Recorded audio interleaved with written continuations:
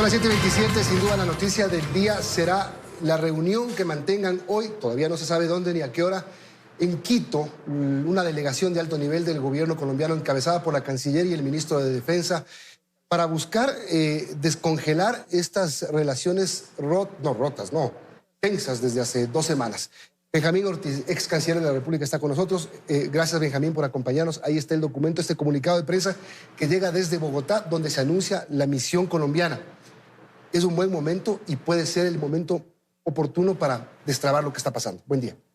Sí, es un buen gesto de Colombia y supongo que es un buen gesto de Ecuador el haber conciliado esta reunión, porque no cabe pensar que vienen los colombianos sin haber recibido una invitación o una aceptación de su propuesta de llegar acá, aceptación desde el Ecuador. Digamos, el punto de partida es que el Ecuador tiene la razón en reclamar a Colombia. Sin duda, el flujo inmenso, la avalancha que decía Petro de droga que viene de Colombia, es responsabilidad de Colombia dejarla salir. Me parecía un poco cínica la posición del presidente Petro cuando explicaba como un mapa cómo él controla los puertos, dice, y como él controla los puertos, entonces la droga se va al Ecuador. Pero se va al Ecuador ¿desde dónde? Desde Colombia. Así que el primer gesto enérgico de Ecuador, aunque en un terreno que no sería recomendable que se repita, porque las relaciones comerciales y la vida de la gente no creo que tiene que alterarse por tomar una medida que el país necesita, es decir, el control de la frontera por Colombia. Pero ya está, y ahora tiene que arreglarse porque hay mucha gente sufriendo, muchas empresas detenidas, las provincias fronterizas en situación crítica. La cosa es seria. Lo que no sabemos y lo que a lo mejor sepamos en el transcurso de las horas o de los días es que el presidente Trump llamó al presidente Noboa. El presidente Noboa ayer, en una declaración que dio saliendo de los Emiratos Árabes, dijo: voy a hablar con el presidente Trump. A lo mejor se produjo esta llamada y todo se aceleró. Es probable, ¿no? Trump había anunciado que, en efecto, primero Petro, después Trump, que se iba a realizar esta gestión en buena hora, porque esto tiene que solucionarse rápidamente. Es decir, tiene que solucionarse el control de la frontera con Colombia y tiene que solucionarse el problema comercial entre los dos países. Esta es una noticia en desarrollo, como en desarrollo está lo que está ocurriendo en Cuba, Benjamín. Están pasando muchas cosas y cosas muy rápidas desde el 3 de enero en que fue capturado Nicolás Maduro. Ayer el presidente Díaz-Canel, en una inusual rueda de prensa de 2 horas, hizo algunas puntualizaciones, pero también tuvo una devolución de parte de la secretaria de Comunicación o de la encargada de comunicación, agregada de comunicación de la Casa Blanca, Catherine Leavitt. Escuchemos esto para poner en contexto. Cuba está dispuesta a un diálogo con los Estados Unidos, a un diálogo sobre cualquiera de los temas que se quiera debatir o dialogar. ¿Con qué condiciones? Sin presiones, bajo presiones no se puede dialogar, sin precondicionamiento. El gobierno cubano está en su última etapa y su país está a punto de colapsar. Deberían ser sabios con sus declaraciones. Está a punto de colapsar. Eso dijo en la tarde la secretaria de prensa Jennifer Leavitt. La situación de Cuba está gravísima. ¿En qué estamos? Bueno, Cuba, cuando fue desconectado o el gobierno de Cuba de este pulmón artificial del petróleo venezolano, estaba en riesgo de colapsar, porque es un país que no logró formar ni una economía viable, y entonces en una situación absolutamente angustiosa estaba sostenida por el petróleo venezolano, que no solo le abastecía para la energía cubana, sino además le permitía una exportación de petróleo. En esta situación en extremo crítica, creo que tenemos que ver tanto el problema político como humanitario. No se puede dejar que ese país desfallezca, que llegue a la extrema hambre, que llegue a la desesperación. Entonces eso tiene que ser atendido. Que puede llegar a un periodo especial como luego de la caída de la Unión Soviética, como ocurrió en el año 90 para adelante, o ya está viviendo Cuba este periodo especial número 2. Está en un periodo especial desde hace bastante tiempo. El gobierno cubano, la revolución cubana, es una es una estructura política, un modelo político absolutamente fracasado. El periodo especial, después de haber sido sostenida Cuba por la Unión Soviética, encontró a una Cuba relativamente saludable. Este periodo especial llega a un país que está en una situación desesperada. Los intentos de los sucesivos gobiernos o gobernantes de Cuba por abrir la economía, por dar oportunidad a que ciertas actividades de tipo privado empujen y mejoren al país, fracasaron porque siempre se ha privilegiado el control político, la dominación de la gente, el cortar cualquier forma de desaveniencia con el gobierno. Entonces, en este momento, Cuba, con un gobernante quizá el peor de los que ha tenido, porque este señor ni tiene el carisma. Y el único no Castro en casi 7 décadas, sí, además. Y además obsesionado por el control de la población, por el control de la disidencia. En esta situación no le queda más remedio que conversar con los Estados Unidos. Ahora, es probable... Pero Cuba puede conversar de igual a igual, como dijo el presidente Díaz-Canel. ¿Cuba puede estar a ese nivel? ¿Qué tiene que dar? A ver, los países tenemos una dignidad básica que nos hace iguales formalmente, jurídicamente, pero el poder no tiene nada que ver, el poder de los Estados Unidos, con la debilidad de Cuba, que ni siquiera es un pequeño poder.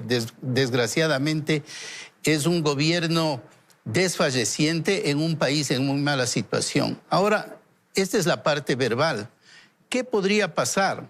A lo mejor, por lo que dijo Trump en una entrevista con la cadena NBC, a lo mejor pretende repetir en Cuba el modelo que aplicó en Venezuela. ¿Qué dijo en la NBC? Cuando le preguntaron, ¿y entonces va usted a deponer el gobierno? Dijo, no puede quedar en la anarquía el país. Pretenderá tal vez llegar a ciertos entendimientos, llamémosle así, con el gobierno cubano, por ejemplo, liberación de los presos, apertura económica, apertura hacia las posibles inversiones de Estados Unidos, en fin, un cambio similar al que pretende realizar en Venezuela con el mismo gobierno cubano en una primera etapa. Con un ingrediente especial, Benjamín, que se llama Marco Rubio, una víctima de carne y hueso de la dictadura cubana. Que ahí está la clave de lo que podría pasar en Cuba. Se podría acelerar un desenlace. Estaríamos asistiendo a la caída de casi 7 décadas del régimen socialista comunista. Es muy probable que estemos asistiendo al comienzo de la caída final, digamos, ¿no?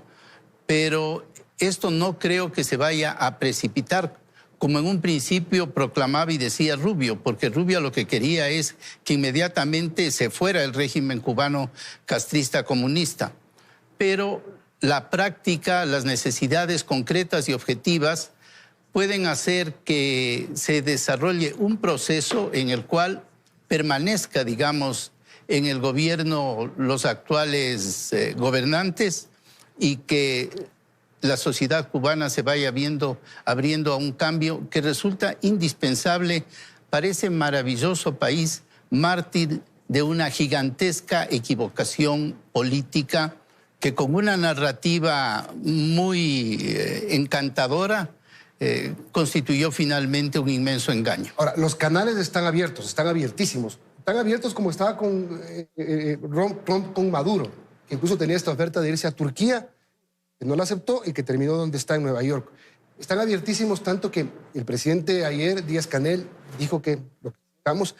Se sabe que Alejandro Castro Espín, el hijo de Raúl Castro, el coronel Alejandro Castro, está encabezando una delegación de diálogo con Estados Unidos y ya se reunieron en México con la mediación del gobierno de Claudia Sheinbaum. Eso probablemente sea cierto, no es una noticia oficial, pero por canales extraoficiales se ha llegado a saber eso. Seguramente está ocurriendo, como habrá ocurrido en el caso de Venezuela, una serie de conversaciones que adelantaron, digamos, lo que ocurrió después, que llegaron a acuerdos mínimos sobre lo que ocurrió después con la captura de Maduro.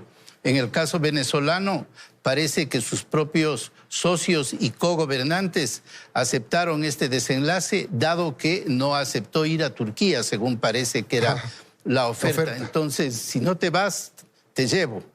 En el caso de Castro puede ser, en el caso de Cuba, más bien dicho, las formas pueden ser diferentes, pero no me sorprendería que sea absolutamente cierto estas conversaciones que adelantan el posible desenlace. Ahora, el tema es que el coronel Alejandro Castro, hijo de Raúl Castro, fue una pieza importante en el descongelamiento de relaciones en el 2014 cuando Barack Obama visitó Cuba. Entonces, podría ir por ahí encaminando hacia eso.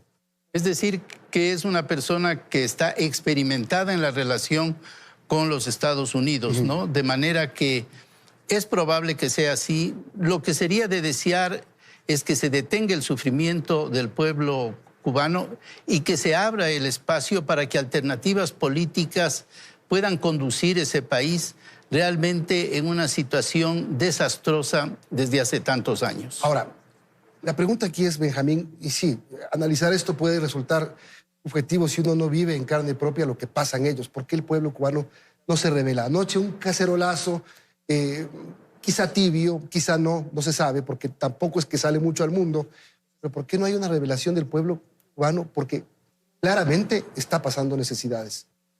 Porque hay un sistema de control político y social que comienza por los comités de defensa de la revolución, en que cada barrio tiene una estructura que controla lo que ocurre en el barrio. Si tú vas a Cuba a visitar a una casa, se notifica. Si tú llevas en Cuba un regalo o un aparato que sorprende al barrio porque llama la atención, se notifica. Y la gente que ha salido a manifestaciones, hemos visto con espanto que por salir a una manifestación de protesta cuando hubo todas esas movilizaciones hasta hace pocos años, es condenada a 15 años de prisión, a 20 años de prisión por salir a la calle a protestar. Entonces es un sistema represivo que tiene contenida a la gente, y la gente en ese ambiente, en más de 60 años, también se adormece. Dice, el mundo es así. Así me tocó. Esta es la vida. Vivir con lo elemental, vivir con lo básico y con un sistema de propaganda que se ve en cada detalle.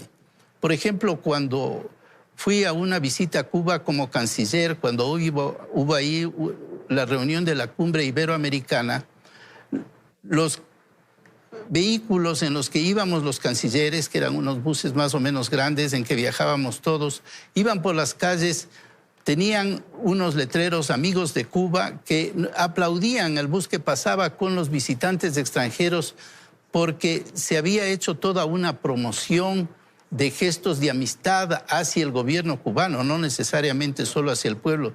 Entonces la gente está muy condicionada a esos reflejos a favor de su gobierno y de miedo al mismo tiempo a ese gobierno. La negociación entonces aquí sería, libera a todos los presos políticos. A eso iba con que, ¿por qué no se rebelan? Libera a los presos políticos y empieza a fluir nuevamente el petróleo.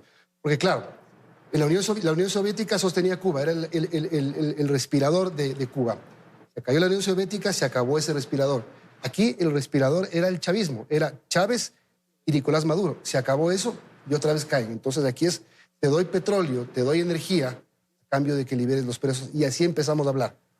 Así es, ya no hay respirador de reemplazo. Lo único que le queda es abrir el régimen, terminar, digamos, ese control político brutal, liberar a los presos y abrir la economía, a lo cual se ha negado totalmente hasta el momento Díaz-Canel, que es el más duro de todos los represores, porque no tiene esa aureola que lograron construir los revolucionarios y que tuvo a la gente más o menos condicionada hacia el régimen.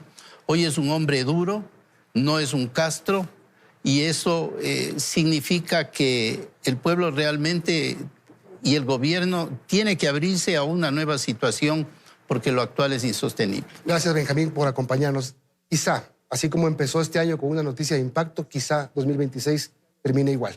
Ya lo veremos. Benjamín Ortiz, ex canciller de la República. Buenos días. Gracias, Milton.